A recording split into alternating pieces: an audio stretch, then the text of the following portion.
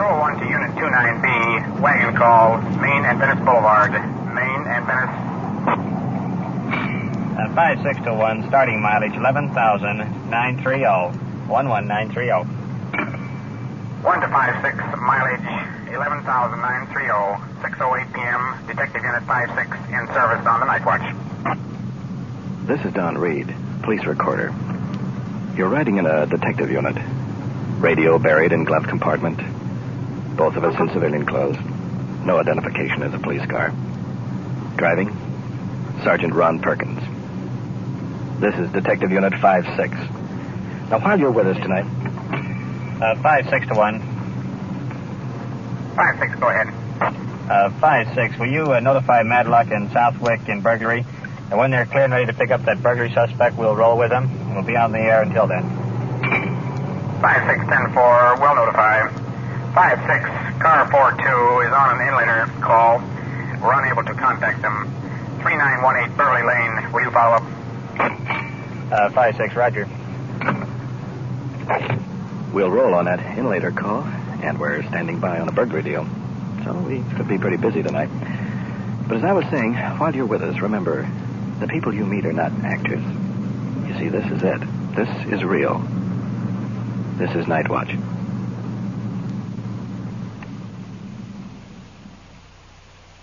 Nightwatch, the actual on-the-scene report of your police force in action. Every voice, every sound is authentic. Wherever Detective Unit 56 is called, you follow as the official police recorder transcribes the investigations. Nightwatch is presented by CBS through the cooperation of the Police Department of Culver City, California. W.N. Hidebrande, Chief. We transfer you now to Detective Unit 56, operating somewhere in the field, and to Police Recorder Donn Reed.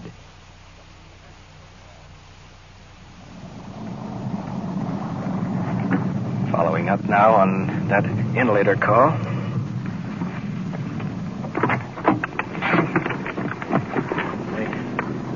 Radio car across the street. In front, a respirator truck from the fire department. Fireman from the rescue squad on the radio. Fire rescue dispatcher 4.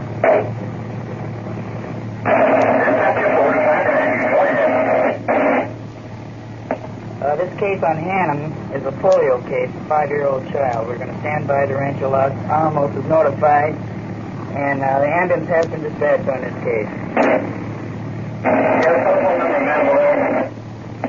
We'll notify you by phone. Let's move into the house. Uniformed Officer Al George in the doorway here.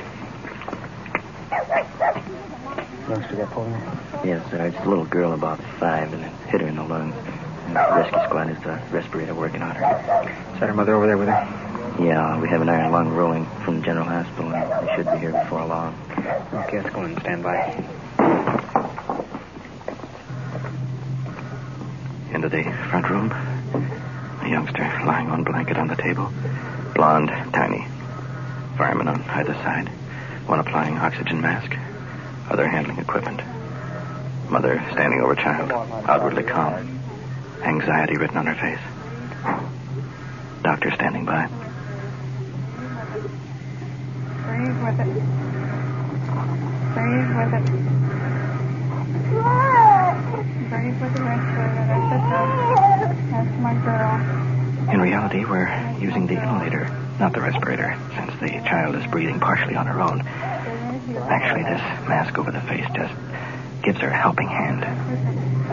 I know it's hard, sweetheart. I know it's hard. That ambulance should be here any minute now, baby.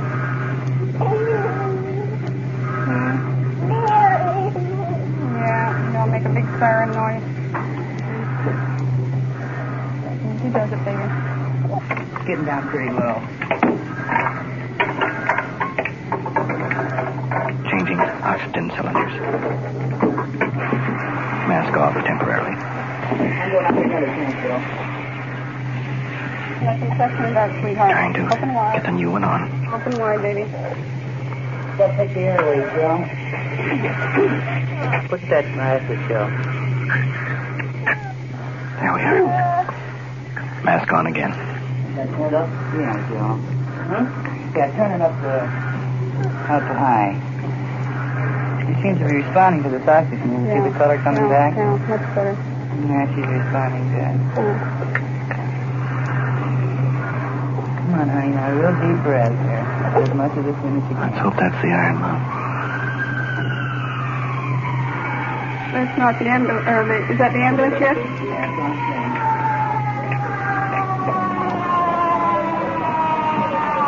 Checking out the window. Ambulance with iron lung.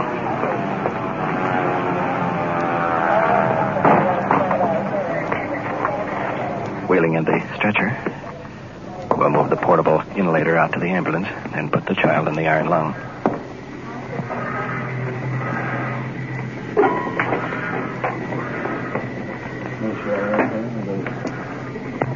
All right, you ready to move her? Are they all set? Right on the blanket here. Okay. All right. Moving out the door.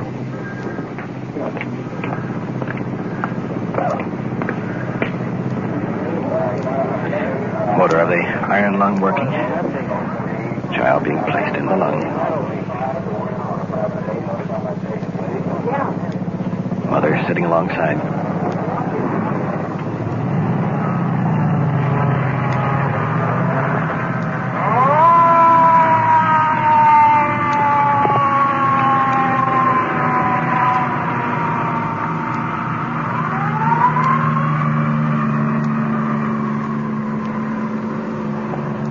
Did you notice that mother, how calm she was, Perk? Yeah, probably that control saved the youngster's life. Unit 40 clear.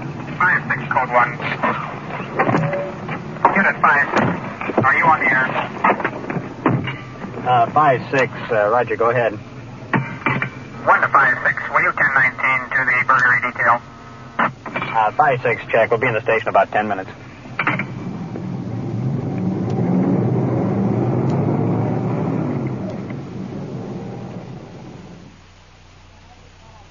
What you have just heard was real.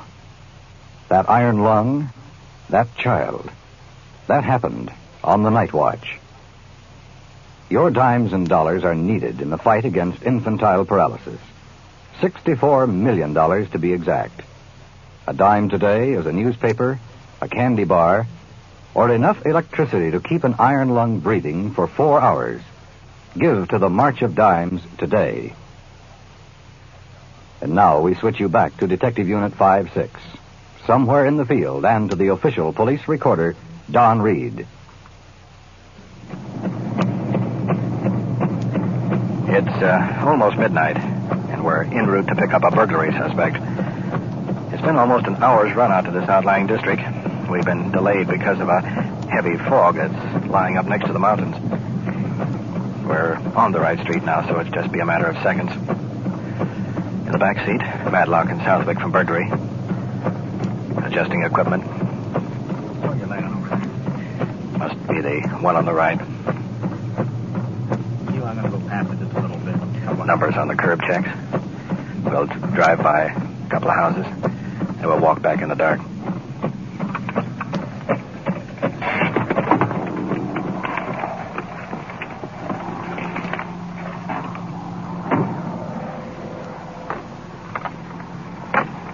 You want to take the front? We can now cover the rear.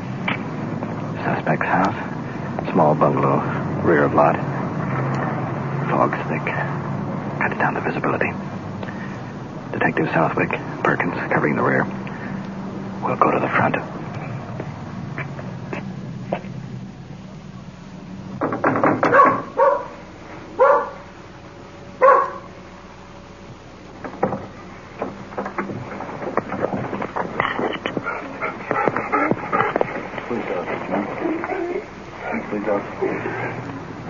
Young woman, probably wife of suspect, standing behind door, whispering. Yes, okay. Might we come in with the rest? Is it anything important? It's very important. What is it? Well, we'd like to talk to your husband about it. He'll be here tomorrow for sure, I know, because he promised to put it in the eye. Wife, nervous, whispering. Husband not home. Susie's here. Perkins, Southwick around the building. One inside here. Where'd you find him? Come out the rear window.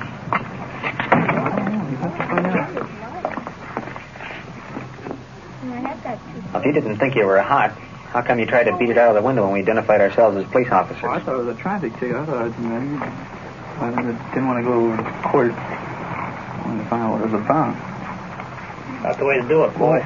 It's a pretty silly thing to do, honey, to tell the officer's not here, and I'm standing in the back Well, of I the gun. told her to. Well, I thought it was for a traffic ticket. Well, I thought it was about. He'd have turned one way and ran. That would have been it. Well, what is it? Well, as of now, you're under arrest on suspicion of burglary. Burglary? Where? Are you one of the boys that had tried to pass the check down at the bank the other day? No. Your car was identified. Well, it wasn't me. Well, you're going to have to go with us back to Culver City. Then you're on your own. I'll take him, Wick. Why don't you guys shake his car down out there in the driveway?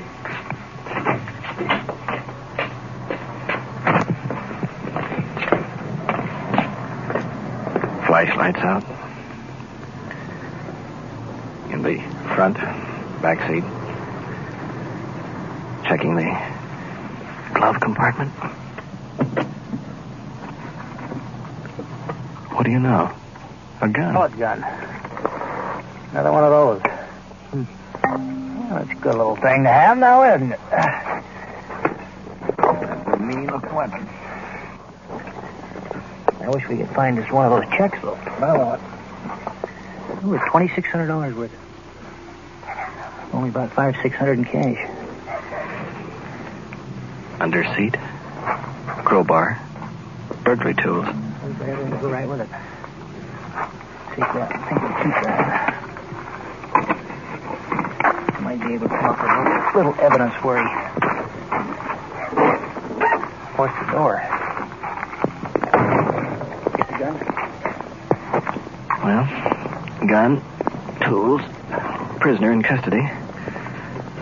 Yeah, it's going to be a long ride back. Next stop, police headquarters.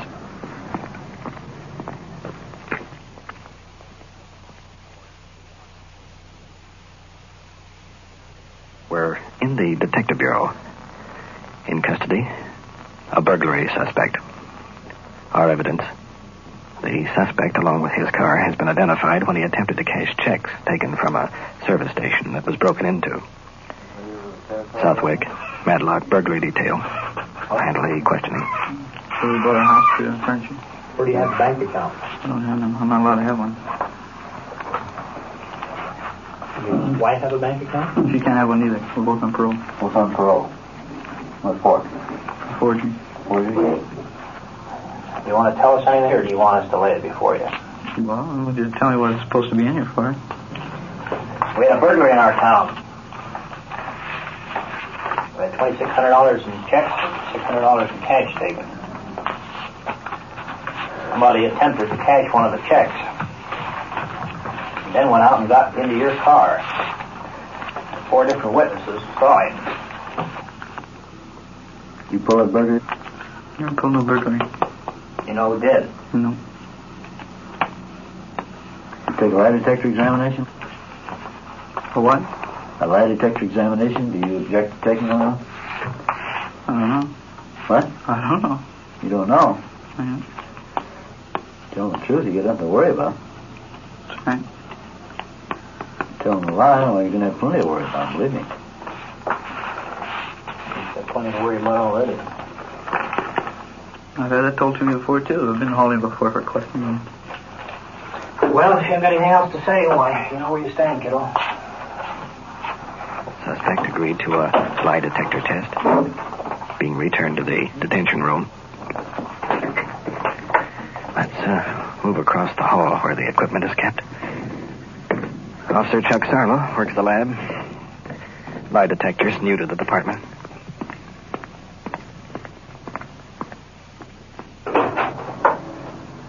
Chuck, I guess Wick told you they were bringing in that burglary suspect. Well, I've seen a couple of these work, but this guy is a real cocksure of himself. How are you going to work this deal with him? Don, I have a number of questions here, which some are non-crucial, some are crucial.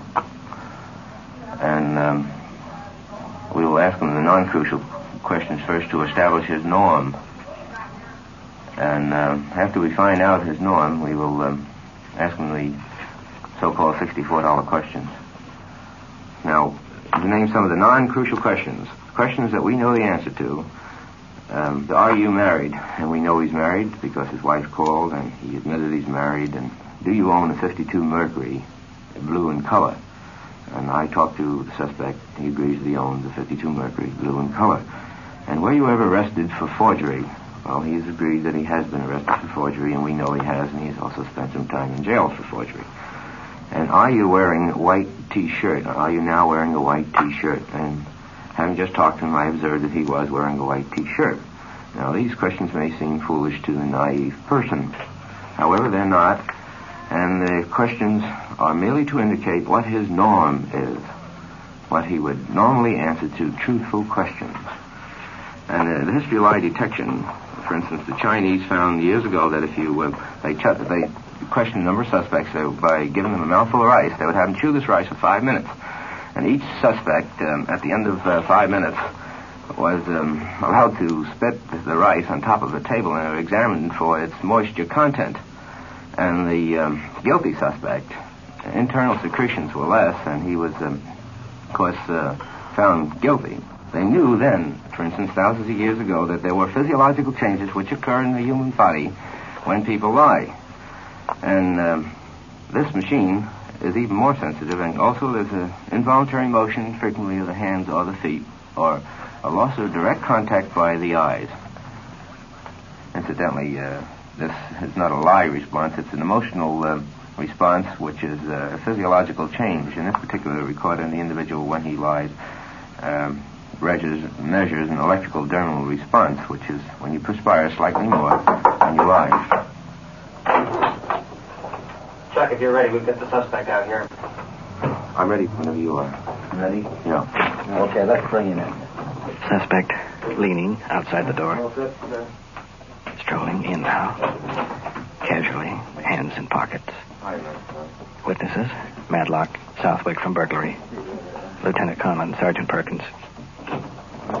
Suspect calm, unperturbed. Volunteering to take this test? No. Sorry with me, as long as I don't have to have no needles or anything stuck in you. You're not going to have any needles stuck in you. There's no pain. There's no physical torture. There's nothing to this. You won't be shot. There'll be no electricity put into you or anything. There'll be certain attachments that have to be placed on. Except for the intricate mechanism behind this, it appears similar to the attachment used by a doctor taking blood I'm pressure. going to ask you these non-crucial questions first to determine your norm on this indicator. I know you're nervous, anybody would be who's taking this test, and this machine will make allowances for your nervousness. And first question, did you eat today? Yes. And are you... just relax. Now, are you married? Yes. Do you own a 52 Merc, blue in color? Yes. Normal questions.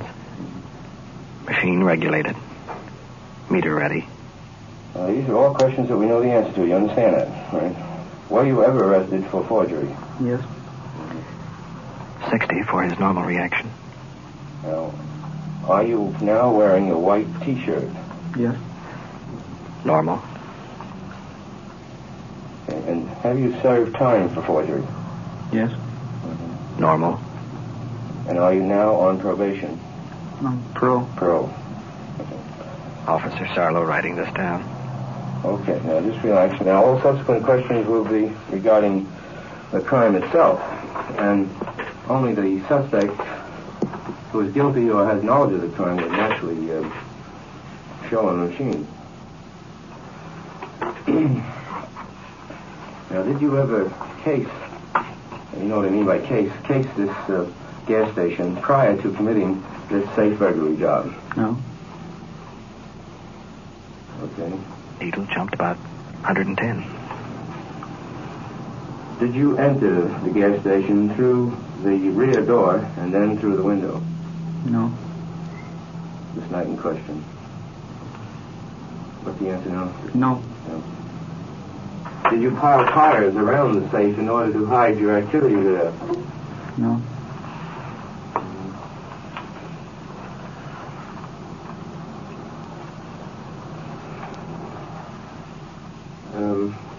Do you recognize the top of the safe? There's the top of the safe here now. Do you recognize it? No. Showing him the picture. Did you make those marks shown on the top of the safe? All the crucial questions answered thus far in the lie column. Make those marks shown on the top of the safe? No.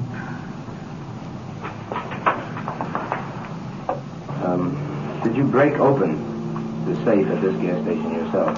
No. Did any of your friends break it open? No.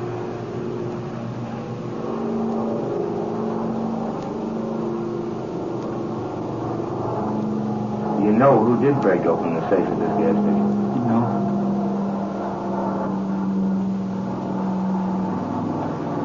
Why don't you look at this machine when I ask you that question? Just watch for it. Suspect will watch his own reaction this time.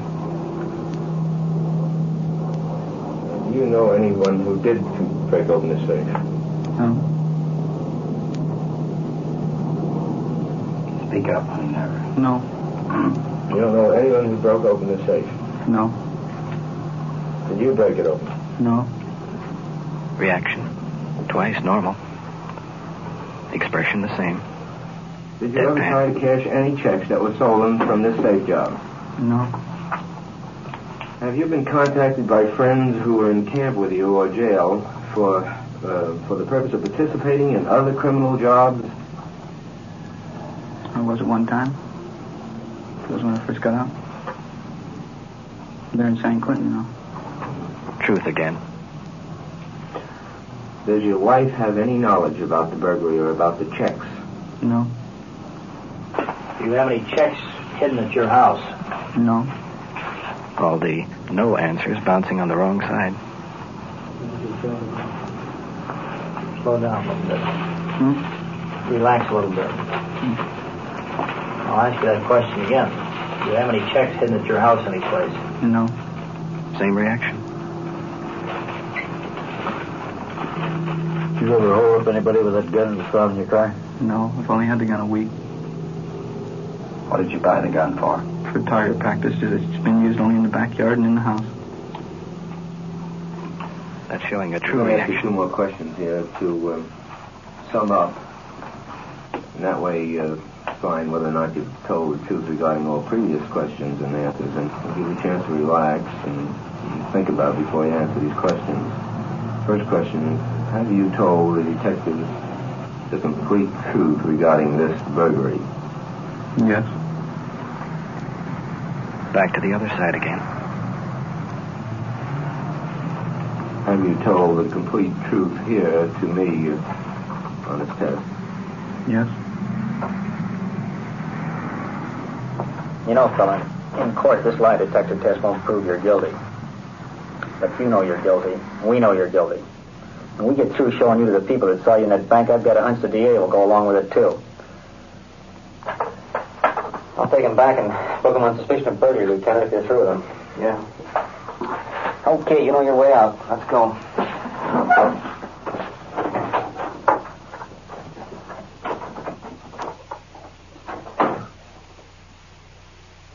What you have just heard is real, recorded as it actually happened on the Nightwatch. We switch you now to headquarters and the office of the Chief of Police, W.N. Hidebrande. Tonight's first case, in which our units assisted the fire department on an interletter call, shows just one of the many types of activities encountered by your police department that the public doesn't normally associate with police work. Incidentally, the youngster was placed in an iron lung and is now well on her way to recovery. Now for tonight's burglary investigation. In real life, things many times fail to go according to plan. Although the officers were convinced this suspect was guilty of the burglary, and the lie detector test backed up this opinion, still, they were unable to gather enough court evidence to hold this suspect on the charge. Consequently, he was released 2 days later, but the investigating officers were not about to give up. They were sure if he could be kept under observation, it would be just a matter of time until he went back to the crime of burglary. Officers of his local community were alerted and supplied with a complete data and MO, method of operation, of the suspect. 3 days of stakeouts, and he was caught dead to rights in the act of another burglary. This time he did not escape. Tonight, as you have followed Detective Unit 5-6, I am sure you have observed no department can operate independently. It must have full cooperation of the citizens as well as the other police departments throughout the area. If we have pointed this out tonight, then we have a meaning for Nightwatch. Thank you, Chief Hidebrande. You have been following Detective Unit 5-6 on its tour of duty on the Nightwatch. Every voice, every sound has been real. Nightwatch is brought to you through the cooperation of the Police Department of Culver City, California, with technical advice by Sergeant Ron Perkins, and is described in the field by the official police recorder, Donn Reed. Nightwatch is produced for CBS Radio by Sterling Tracy and Jim Hadlock.